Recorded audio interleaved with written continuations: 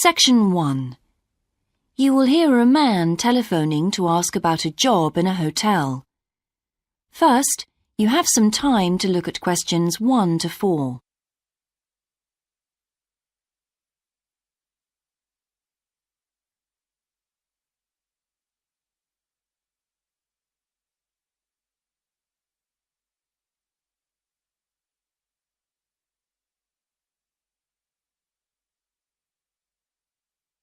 You will see that there is an example that has been done for you.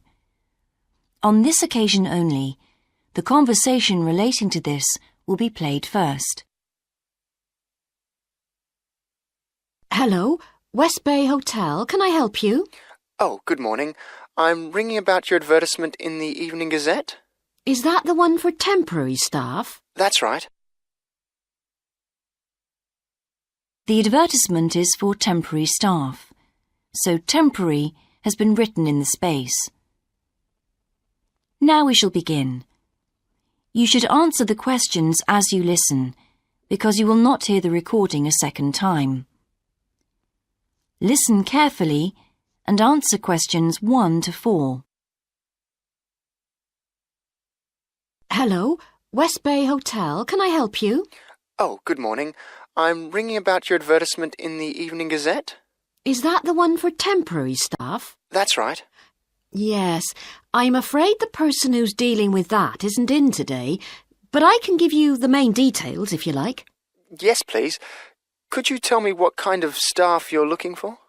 We're looking for waiters at the moment. There was one post for a cook, but that's already been taken. Oh, right. What are the hours of work? There are 2 different shifts. There is a day shift from 7 to 2 and a late shift from 4 till 11. And can people choose which one they want to do? Not normally, because everyone would choose the day shift, I suppose. You alternate from one week to another. OK, I'm just writing all this down. What about time off? You get 1 day off, and I think you can negotiate which one you want. It's more or less up to you, but it has to be the same one every week. Do you know what the rates of pay are? Yes, I've got them here. You get £5.50 an hour, and that includes a break. Do I have to go home to eat, or...? You don't have to. You can get a meal in the hotel if you want to, and there's no charge for it, so you might as well. Oh, good. Yes, so let's see. I get £231 a week. You'd also get tips. Our guests tend to be quite generous. Before you hear the rest of the conversation, you have some time to look at questions 5 to 10.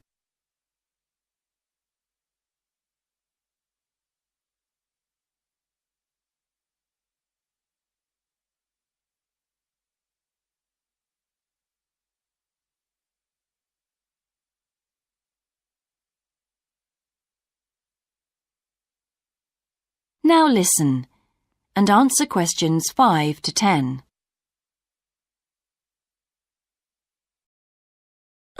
Is there a uniform? What about clothes? Yes, I forgot to mention that. You need to wear a white shirt, just a plain one, and dark trousers. You know, not green or anything like that. And we don't supply those. That's okay, I've got trousers. I just have to buy a couple of shirts. What about anything else? Do I need a waistcoat or anything? You have to wear a jacket, but the hotel lends you that. I see. One last thing. I don't know what the starting date is. Just a minute. I think it's sometime around the end of June. Yes, the 28th, in time for the summer. That's great. I'm available from the 10th. Oh, good. Well, if you can call again, you need to speak to the service manager. Her name's Jane Irwin. That's Urwin. And she'll probably arrange to meet you. OK. And when's the best time to ring? Could you call tomorrow? She usually starts checking the rooms at midday, so before then if you can, so she'll have more time to chat. I'll just give you her number because she's got a direct line. Thanks. It's 832-009. 823-009. No, 832. Oh, OK. Yes, I'll do that. And by the way, she will ask you for a reference, so you might like to be thinking about that. You know, just someone who knows you and can vouch for you. Yes, no problem. Well, thanks very much for your help. You're welcome. Bye. Bye. That is the end of section 1. You now have half a minute to check your answers.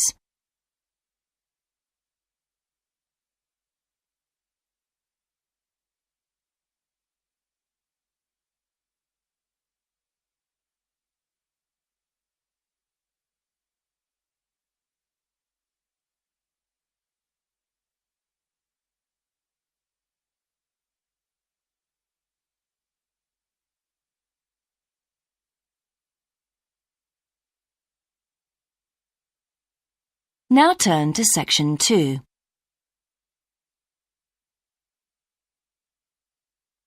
Section 2. You will hear a man being interviewed on local radio about a plan to improve a suburb called Red Hill. First, you have some time to look at questions 11 to 13.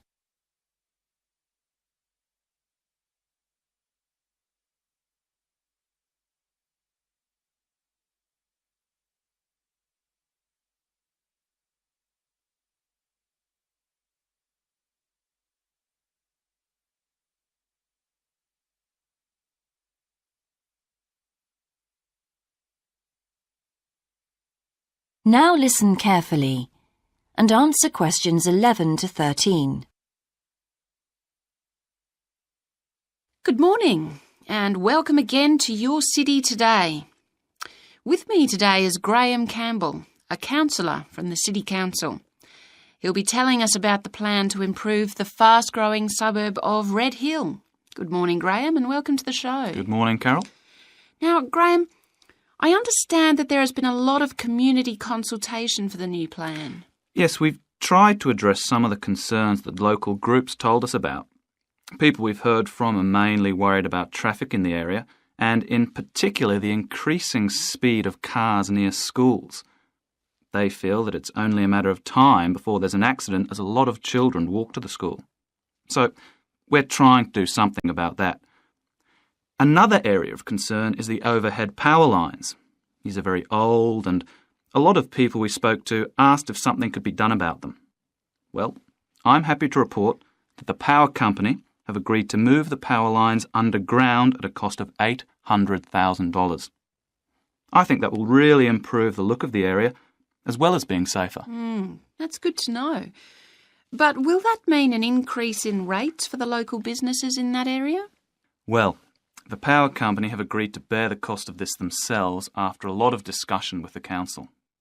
This is wonderful news, as the council now has some extra funds for us to put into other things like tree planting and artwork. Before you hear the rest of the interview, you have some time to look at questions 14 to 20.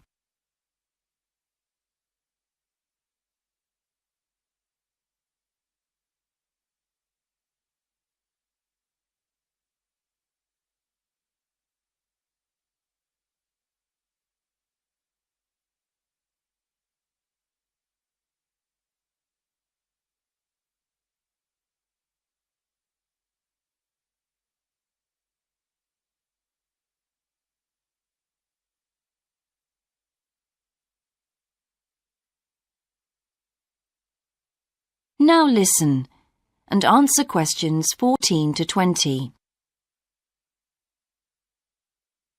Now, we've also put together a map which we've sent out to all the residents in the area. And on the map we've marked the proposed changes. Firstly, we'll plant mature pine trees to provide shelter and shade just to the right of the supermarket in Days Road. In order to address the traffic problems, the pavements on the corner of Carberry and Thomas Street will be widened. This will help to reduce the speed of vehicles entering Thomas Street. We think it's very important to separate the local residential streets from the main road, so the roadway at the entrance to Thomas Street from Days Road will be painted red. This should mark it more clearly and act as a signal for traffic to slow down. One way of making sure that the pedestrians are safe is to increase signage at the intersections. A Keep Clear sign will be erected at the junction of Evelyn Street and Hill Street to enable traffic to exit at all times. Something we're planning to do to help control the flow of traffic in the area is to install traffic lights halfway down Hill Street where it crosses Days Road. Now, we haven't only thought about the cars and traffic, of course. There's also something for the children. We're going to get school children in the area to research a local story, the life of a local sports hero, perhaps. And an artist will incorporate that story into paintings on the wall of a building on the other side of Hill Street from the supermarket. And finally, we've agreed to build a new children's playground, which will be at the other end of Hill Street, close to the intersection with Carberry Street. Wonderful. Now, what's the next stage? Well, the final plan... That is the end of section 2. You now have half a minute to check your answers.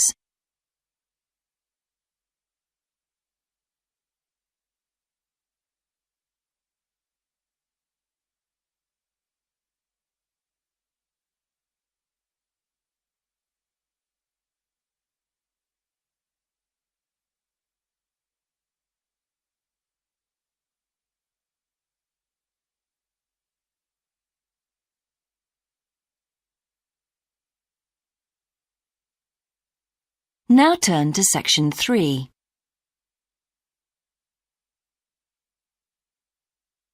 Section 3.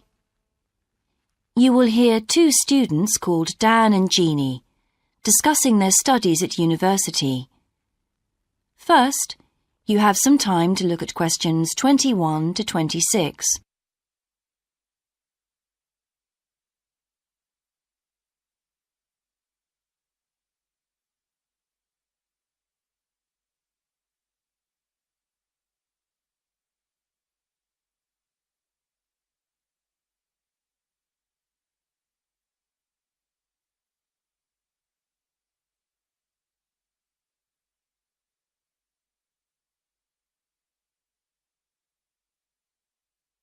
Now listen carefully and answer questions 21 to 26.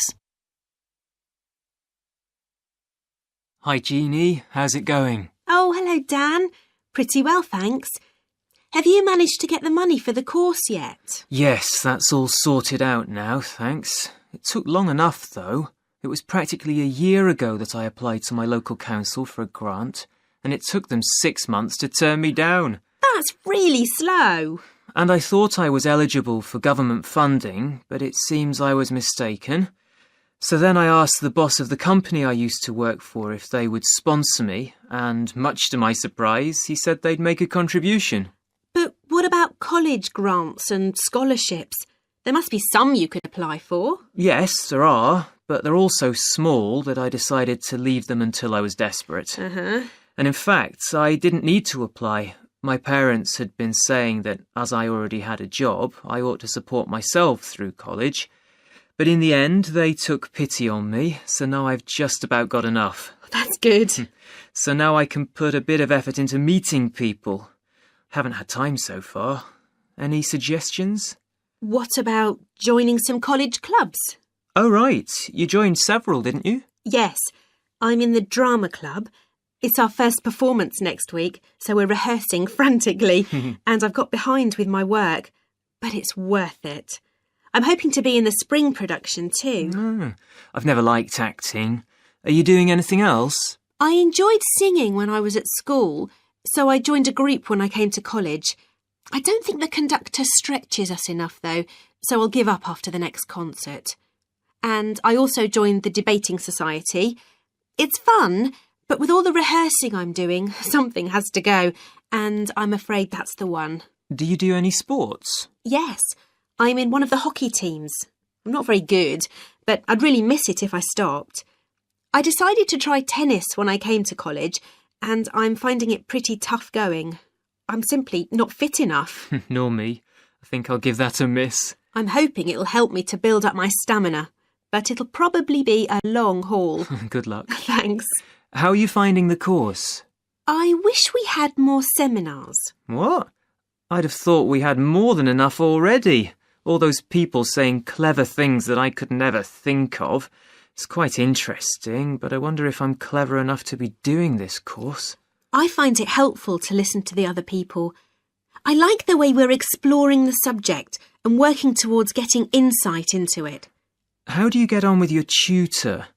I don't think I'm on the same wavelength as mine, so I feel I'm not getting anything out of the tutorials. It would be more productive to read a book instead. Oh, mine's very demanding. She gives me lots of feedback and advice, so I've got much better at writing essays. And she's helping me plan my revision for the end-of-year exams. Do tell me, I always struggle with revision.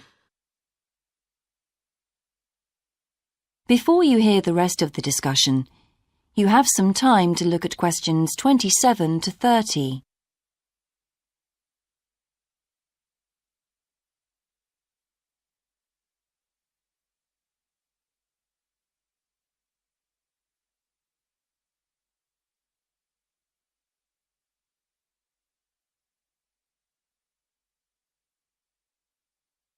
Now listen and answer questions 27 to 30. Well, the first thing is to find out exactly what's required in the exams. Would it help to get hold of some past papers? Yes, they'll help to make it clear. Right, I'll do that. Then what? Then you can sort out your revision priorities based on what's most likely to come up. I put these on a card and read them through regularly. But that isn't enough in itself. You also need a timetable to see how you can fit everything in the time available. Then keep it in front of you while you're studying. I've done that before, but it hasn't helped me. Maybe you need to do something different every day. So if you break down your revision into small tasks and allocate them to specific days, there's more incentive to tackle them. With big topics, you're more likely to put off starting. Good idea. And as I revise each topic, I write a single paragraph about it. Then later I can read it through quickly and it helps fix things in my mind. Oh, that's brilliant. I also write answers to questions for the exam practice. It's hard to make myself do it though. Well, I'll try. Thanks a lot, Jeannie. That's a great help. No problem. See you around. Bye. That is the end of section 3. You now have half a minute to check your answers.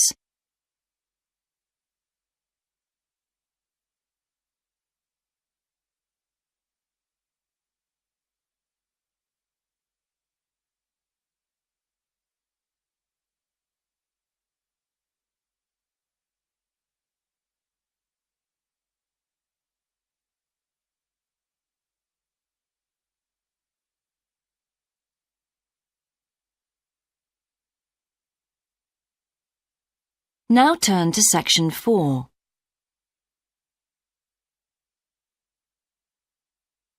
Section 4. You will hear a lecturer giving a talk about Australian rock art to a group of archaeology students. First, you have some time to look at questions 31 to 40.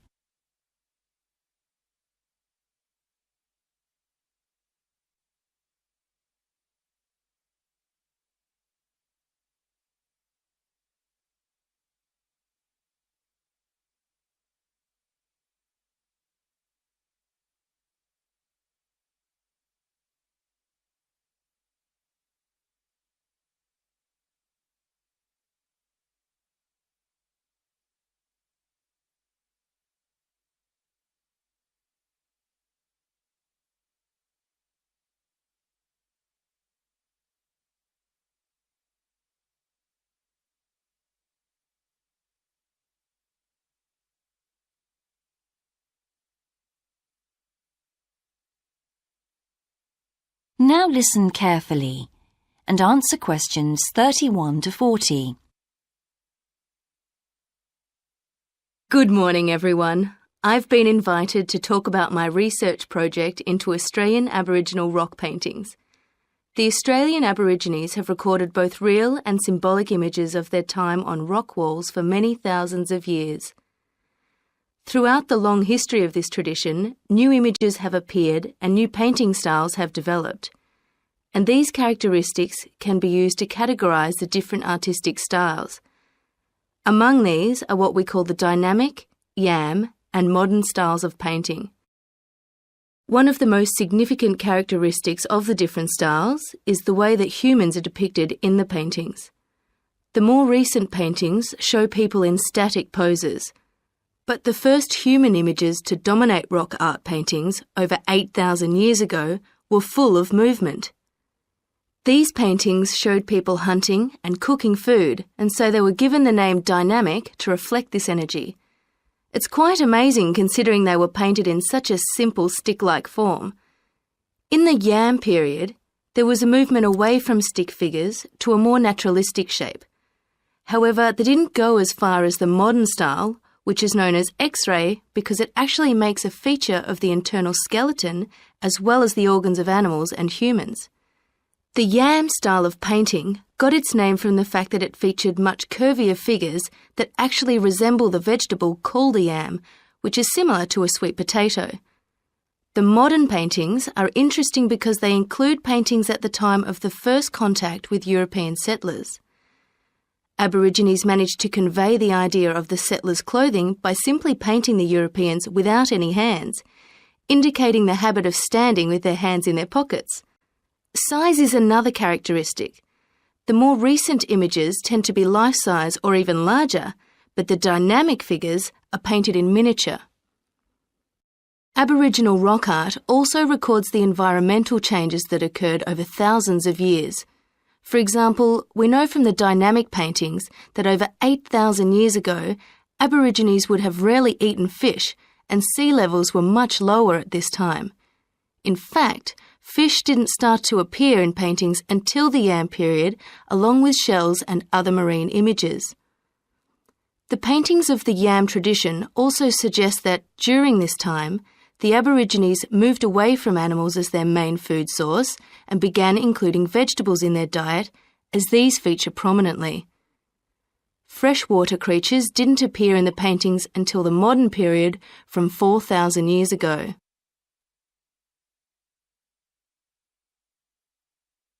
So these paintings have already taught us a lot. But one image that has always intrigued us is known as the rainbow serpent. The rainbow serpent, which is the focus of my most recent project, gets its name from its snake or serpent-like body, and it first appeared in the Yam period 4,000 to 6,000 years ago. Many believe it is a curious mixture of kangaroo, snake and crocodile. But we decided to study the rainbow serpent paintings to see if we could locate the animal that the very first painters based their image on. The Yam period coincided with the end of the last ice age. This brought about tremendous change in the environment, with the sea levels rising and creeping steadily inland. This flooded many familiar land features and also caused a great deal of disruption to traditional patterns of life, hunting in particular. New shores were formed and totally different creatures would have washed up onto the shores. We studied 107 paintings of the rainbow serpent and found that the one creature that matches it most closely was the ribboned pipefish, which is a type of seahorse. This sea creature would have been a totally unfamiliar sight in the inland regions where the image is found, and it may have been the inspiration behind the early paintings. So, at the end of the Ice Age, there would have been enormous changes in animal and plant life. It's not surprising, then, that the Aborigines linked this abundance to the new creatures they witnessed. Even today, Aborigines see the rainbow serpent as a symbol of creation, which is understandable given the increase in vegetation and the new life forms that featured when the image first appeared.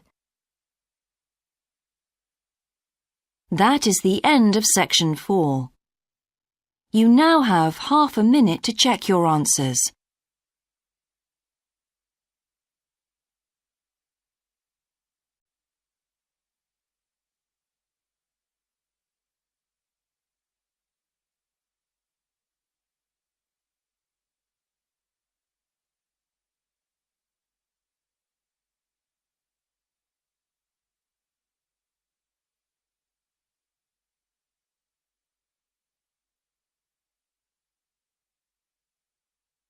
That is the end of the listening test. In the Ielts test, you would now have 10 minutes to transfer your answers to the answer sheet.